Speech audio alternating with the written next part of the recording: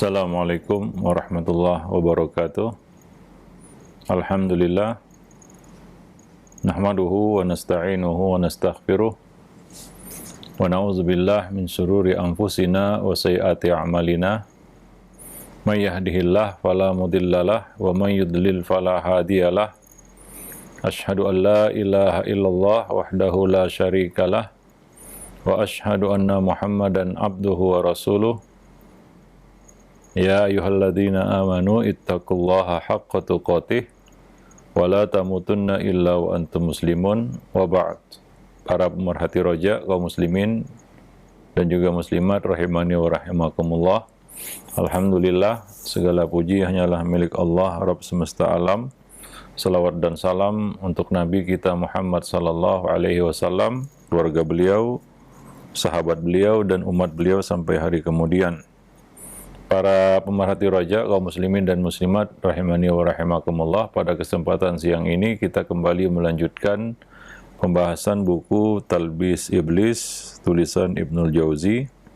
Kita masih berbicara seputar kekeliruan sebagian orang di dalam memandang harta. Ada yang berlebihan hingga menjadi budak harta, dan ada juga yang sebaliknya, ya, mengambil sikap yang ekstrim pula terhadap harta, yaitu merasa tidak memerlukan harta dan cenderung mereka meninggalkannya sama sekali. Tentunya Ahlus Sunnah wal Jamaah ataupun salaf, ya, sahabat dan para ulama-ulama yang datang sesudah mereka, ya, tentunya bersikap tengah di dalam bab harta ini, ya.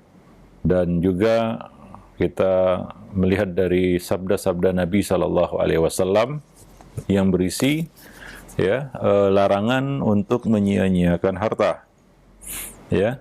Seperti misalnya di dalam hadis Sa'ad bin Abi Waqqas, Nabi pernah berkata kepadanya, la antatruka warathataka aghniya khairun min an tada'ahum 'alatan yatakaffafunan nas. Sesungguhnya engkau meninggalkan ahli warismu, keluargamu dalam kondisi berkecukupan lebih baik bagimu daripada meninggalkan mereka dalam kondisi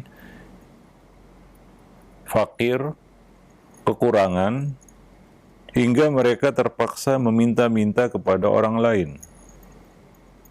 Artinya, harta itu memang kita perlukan juga untuk diri kita dan keluarga kita, untuk menopang kehidupan kita, untuk menegakkan punggung kita, dan untuk mencegah kita dari bergantung bersandar kepada orang lain, hingga jatuh dalam kehinaan, yaitu meminta-minta, mengemis kepada manusia. Maka kita diperintahkan untuk mencari harta. Namun di dalam agama kita, syariat, kita diwajibkan untuk mencarinya dengan cara yang halal. Naluri mencari rezeki itu adalah naluri yang Allah tanamkan kepada semua makhluk hidup. Sampai hewan sekalipun, coba lihat hewan, ya, hewan nggak ada yang meminta-minta, ya, kepada hewan lainnya. Mereka berusaha untuk mencari rezeki untuk diri mereka sendiri. Burung keluar dari sarangnya untuk mencari rezeki, ya, bukan meminta rezeki kepada burung yang lainnya. Lalu dia berdiam diri di sangkarnya ataupun di sarangnya. Tidak. Dia akan terbang untuk mencari rezeki.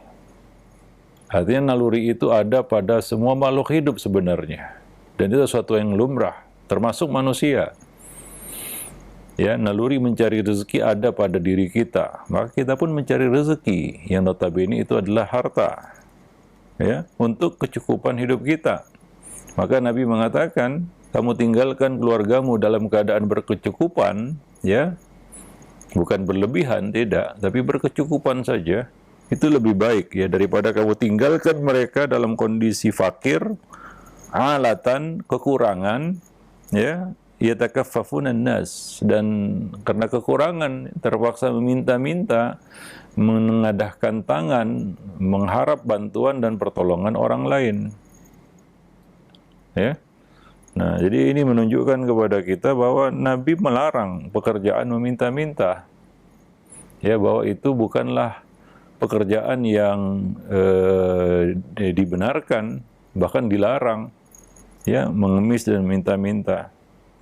Dan Nabi juga pernah berkata, "Mana fa'ani malun kamali Abi Bakar." Tidak ada harta yang memberi manfaat bagiku seperti harta Abu Bakar, yaitu yang dikeluarkan Abu Bakar fisabilillah untuk membantu dakwah dan perjuangan Nabi di dalam menyiarkan agama.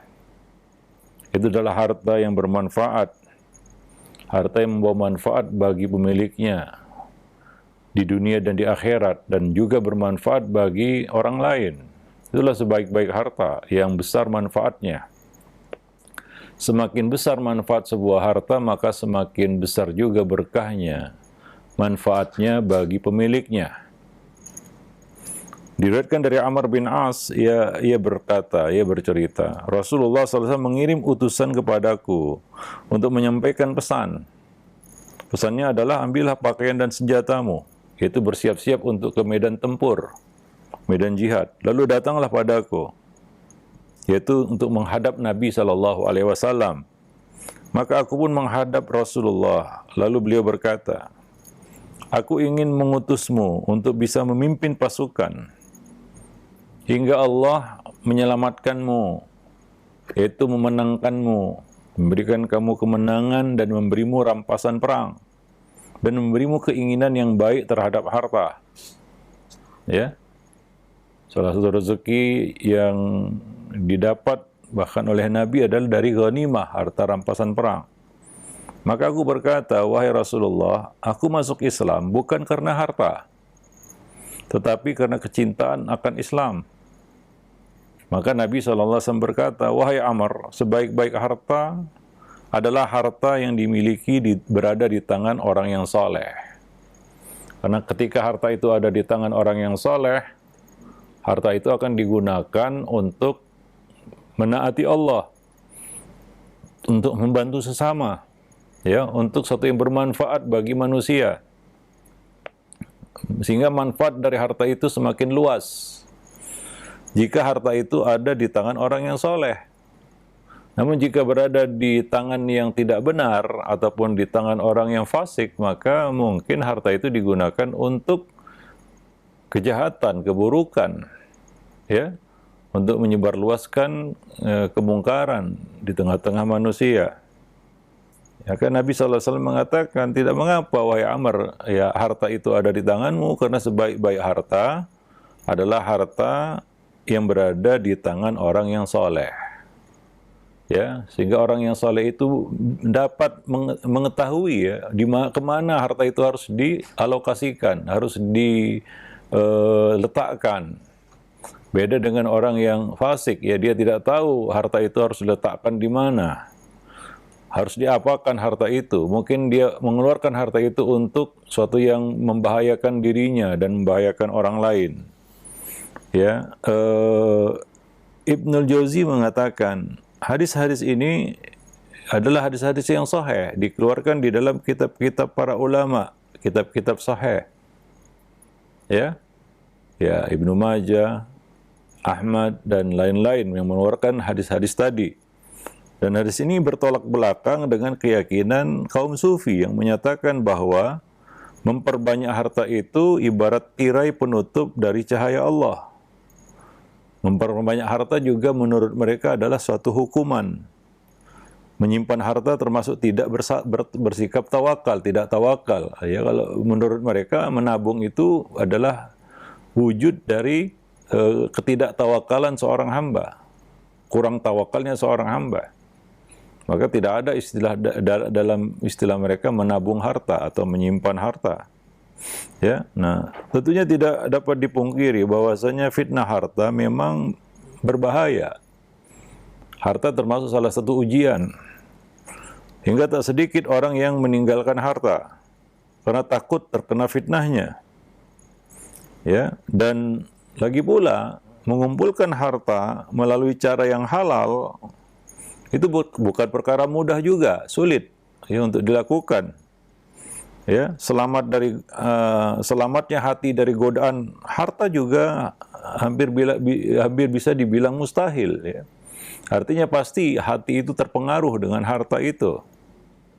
Ini dari satu sisi ya, kita melihat harta itu ya seperti itu. Ya, dia adalah fitnah. Allah mengatakan dia adalah fitnah. Innama amwalukum wa auladukum fitnah. Ya, dari satu sisi Allah mengingatkan kepada kita bahwa hati-hati terhadap harta. Harta itu adalah fitnah, itu ujian. Ya. Nah, dan tadi disebutkan oleh Ibnul Jauzi bahwa mencarinya dengan cara yang halal juga bukan perkara mudah. Ya, apalagi zaman sekarang, ya. Ya, kita katakan orang-orang mengatakan hari ini cari yang haram saja susah, kan begitu ya. Nah, kalau kita lurus-lurus aja kita akan terbujur, itu jujur terbujur itu ya, kira-kira ungkapan di luar sana. Ya, sehingga kecenderungan manusia adalah mencari harta dengan segala cara. Maksudnya nggak peduli halal haram, jangankan syubhat ya, yang haram saja ya dimakan ataupun diambil, apalagi yang syubhat ya. Nah, demikian. Jadi dan juga ya pengaruh harta itu terhadap hati. Nggak bisa kita pungkiri itu. Ya, ketika harta itu di tangan kita, hati pun menjadi sibuk ya. Ya, ketika kita tidak pegang duit, mungkin hati nggak punya rencana A, B, C dan seterusnya. Tapi begitu uang itu ada di tangan kita, hati itu sudah sibuk menyusun planningnya, rencananya A, B, C, D, E, dan nggak ada habisnya itu. Semakin banyak juga perencana ataupun proyek ataupun ya, planning yang akan dilakukan. Gitu. Ya, ketika harta itu atau uang itu ada di tangan kita. Jadi memang pengaruhnya terhadap hati juga sangat nyata, luar biasa juga. Ya, nah sangat dikhawatirkan. Ya, nah. Maka seharusnya adalah seorang itu mencari harta ya hanya sekedar untuk mendapatkan bekal ya untuk hidupnya dengan cara yang halal. Kalau seperti itu ya mungkin tidak susah baginya untuk membatasinya dengan cara yang atau jalan yang halal saja. Kalau dia batasi harta itu, dia memang perlu tapi ada batas. Nah, batas ini yang kadang-kadang hilang, ya. Batas ini yang kadang-kadang hilang, sehingga orang gelap mencari harta itu, gelap mata dalam mencari harta. Tapi kalau dia batasi, ya mungkin dia tidak susah untuk ya, membatasinya hanya mencari harta yang halal saja. Namun begitulah ketamakan yang ada dalam hati manusia, seperti yang disebutkan dalam hadis. Dapat satu lembah emas, dia tidak puas. Dia akan cari lembah yang kedua. Dapat dua, berhenti, tidak. Dia akan cari lembah yang ketiga. Nggak ada kepuasan terhadap harta bagi hati manusia. Ini yang harus diredam. Ini yang harus dibatasi, ya, yaitu ketamakan terhadap harta itu. Ya, nah demikian.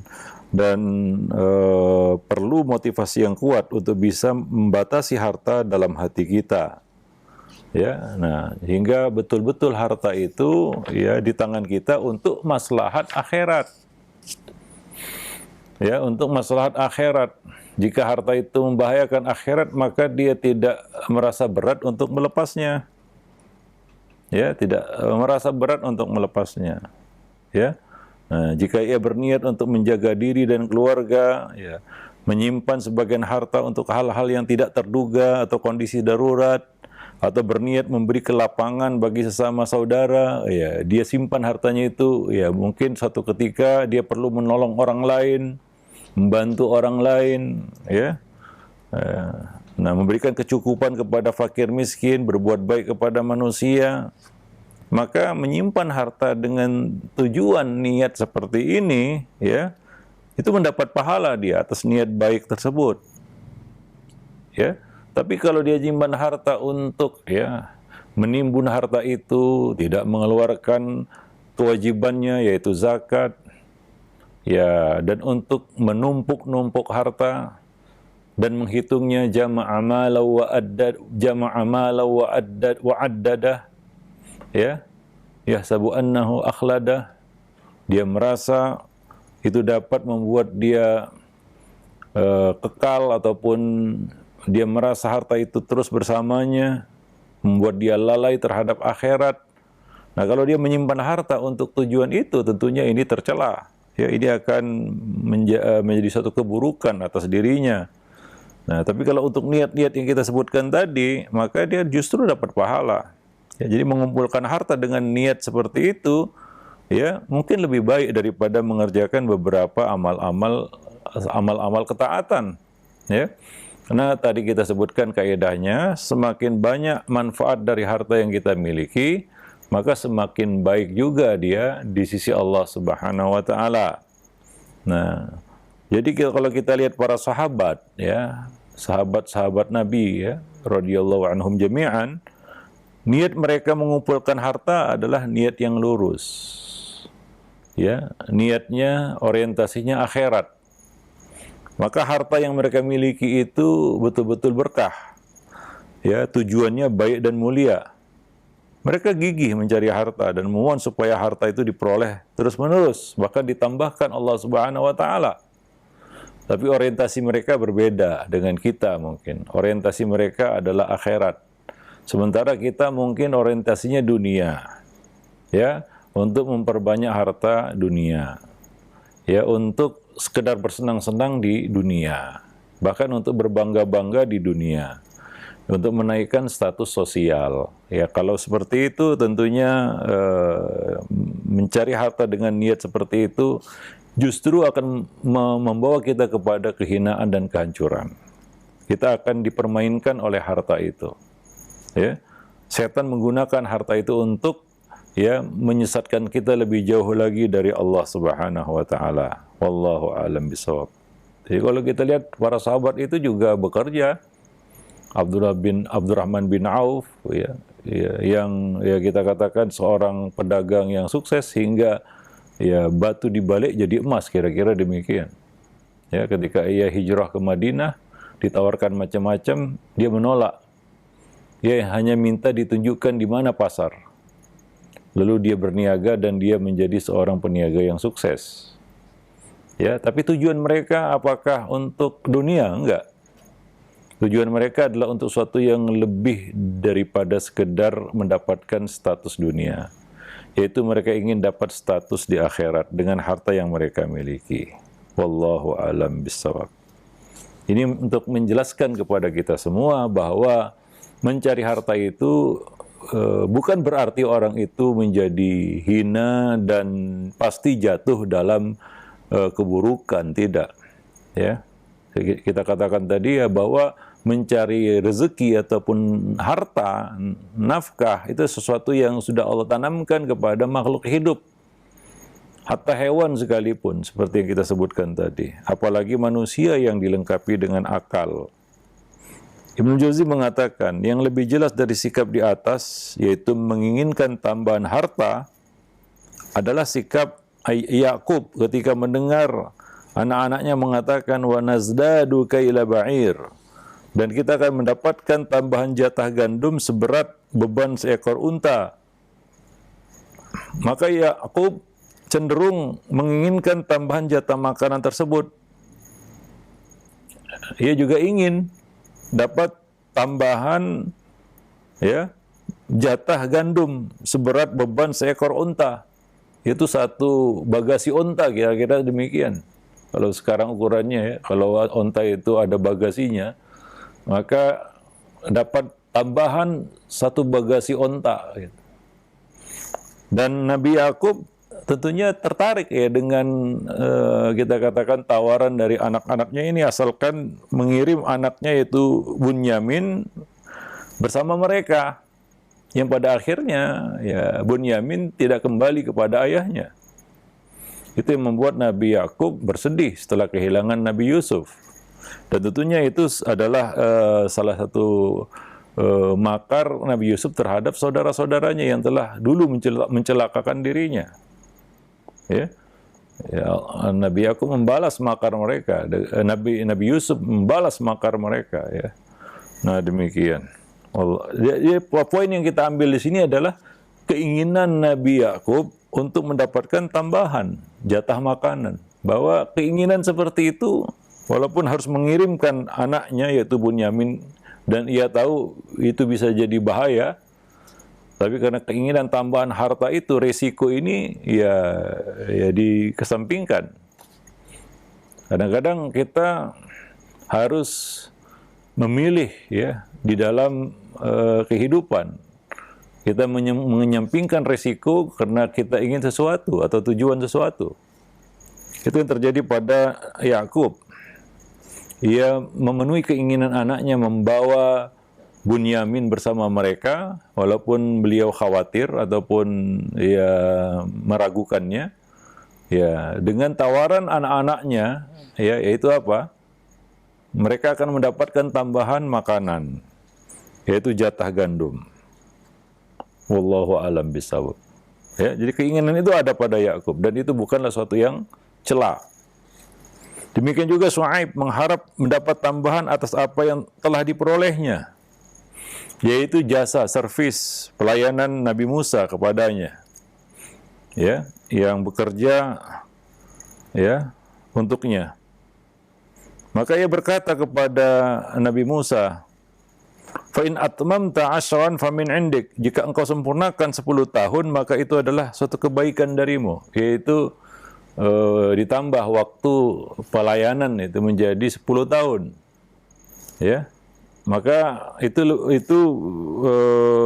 satu kebaikan darimu kalau mau, kan begitu ya. Nah, maka di sini Nabi Shu'aib mengharapkan ya tambahan itu. Maka itu bukan suatu yang cela, bukan suatu yang dilarang ya. Berharap mendapatkan tambahan dari rezeki yang biasa kita dapatkan.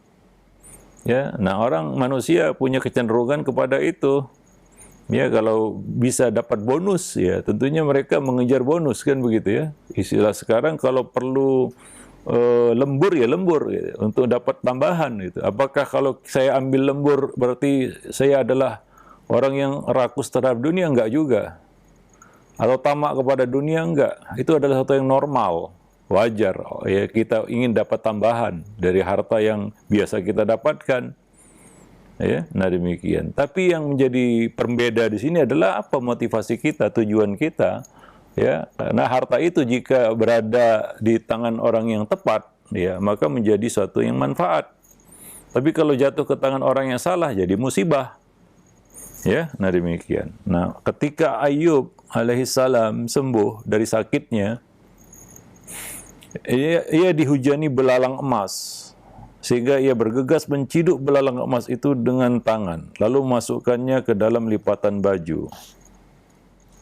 Ini hadis sahih riwayat Bukhari ya, dari Abu Hurairah radhiyallahu anhu. Dengan semangat ia mengambil hingga ia mendapatkan banyak belalang itu, sampai dikatakan kepadanya, "Apakah kamu belum puas?"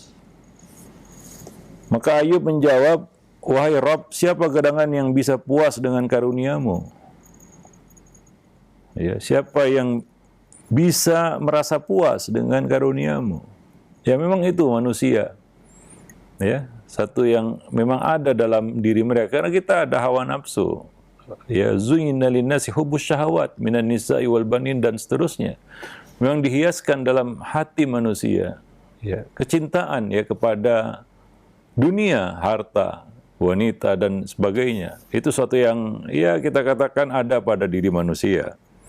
Ya, mengingkari itu sama seperti ya kita menafikan diri sendiri ataupun mendustai diri sendiri. Ya. Nah, kalau dikatakan, wah saya nggak perlu harta sama sekali, ya bohong juga. Ya nggak mungkin dia nggak perlu harta.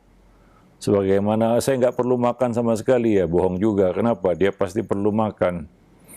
Saya ingin menghilangkan nafsu sama sekali, nggak ada nafsu, nggak mungkin juga. Dia bukan malaikat. Ya, nah jadi itu realitanya.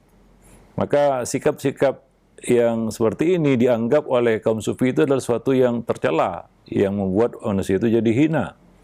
Sementara para nabi dan rasul ya kita lihat tadi ya punya sikap dan kecenderungan seperti itu, dan itu wajar dan normal, bukan sesuatu yang tercela. Ya, nah sifat seperti ini kata beliau sudah tertanam dalam watak manusia. Namun yang menjadi pembeda kata beliau di sini intinya ada pada niat.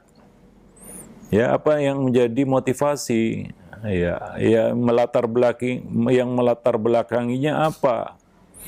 Ya, kita mencari harta, apa latar belakangnya? Apa niatnya? Apa tujuannya? Ya. Nah, itu yang membedakan. Kalau niatnya baik, maka akan menjadi kebaikan yang baik, yang besar pula, ya. Nah, itu tergantung innamal a'malu binniyat. Nah, banyak orang mengumpulkan harta ya untuk mungkin sekedar bersenang-senang atau tanpa tujuan. Ya, tanpa tujuan apapun. Ya. Nah, di sana ada orang yang mengumpulkan harta untuk tujuan-tujuan tertentu. Misalnya untuk kebaikan-kebaikan yang kita sebutkan tadi. Ya. Nah, maka semuanya tergantung kepada apa yang menjadi niatnya. Kata beliau di sini intinya ada pada niat.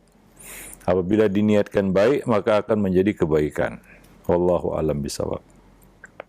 Ya. Sebagian dari mereka dikatakan di sini adapun pernyataan al-muhasibi ya yang mengatakan bahwa sikap seperti itu yaitu kecenderungan kepada tambahan harta, ya ingin menambah harta, ya adalah suatu kekeliruan dan cermin sedikitnya ilmu agama, ya. Al-Muhasibi juga menyebutkan bahwasanya Allah melarang para hamba untuk menumpuk-numpuk harta. Rasulullah melarang kita untuk menumpuk-numpuk harta secara mutlak, maka ini mustahil. Ya. Ia belum memahami secara utuh larangan itu, celaan itu tertuju kepada siapa. Tidak semua orang yang menambah hartanya, ya, memperbanyak hartanya, lalu dia menjadi hina dan cela, enggak. Ya, ada di sana ya bertambah hartanya, bertambah kebaikannya, ya bertambah kita katakan manfaatnya bagi manusia, ya bertambah hartanya, bertambah naik pula derajatnya. Memang tidak semua seperti itu, dan untuk menjadi hamba seperti itu memang tidak mudah, ya memang tidak mudah. Ya, akan tetapi sikap seperti itu bukan berarti suatu yang cela. Bukan berarti suatu yang hina atau terlarang, bahkan bukan. Ya, ini kesalahpahaman ya kaum sufi ini, diantaranya Al-Muhasibi.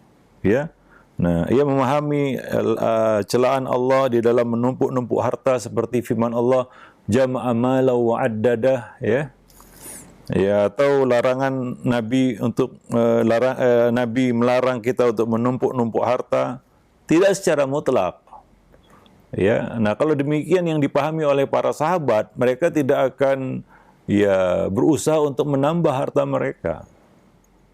Ya, nah demikian. Tapi ya, kenyataannya mereka ya memiliki harta dan mereka bisa memanfaatkan harta itu dengan baik.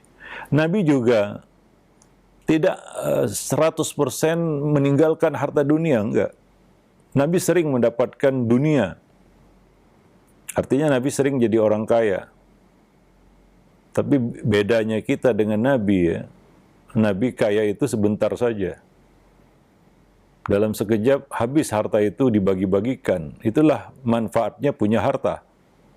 Kemudian beliau cari lagi. Beliau dapat lagi.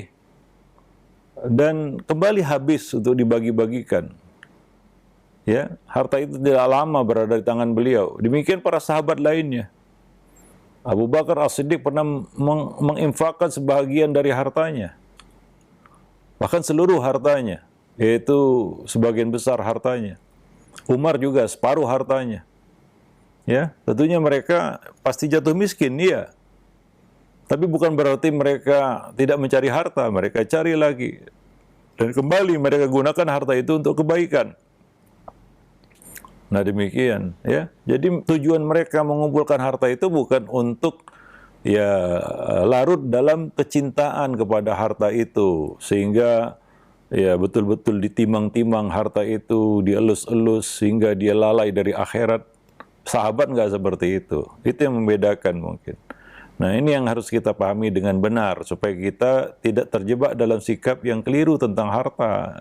Toh ujung-ujungnya ya kita ya mau nggak mau harus mencari harta itu. Ya, mau nggak mau itu. Ya. Atau kita hina hidup dari belas kasih manusia. Atau kita menghinakan diri kita dengan meminta-minta.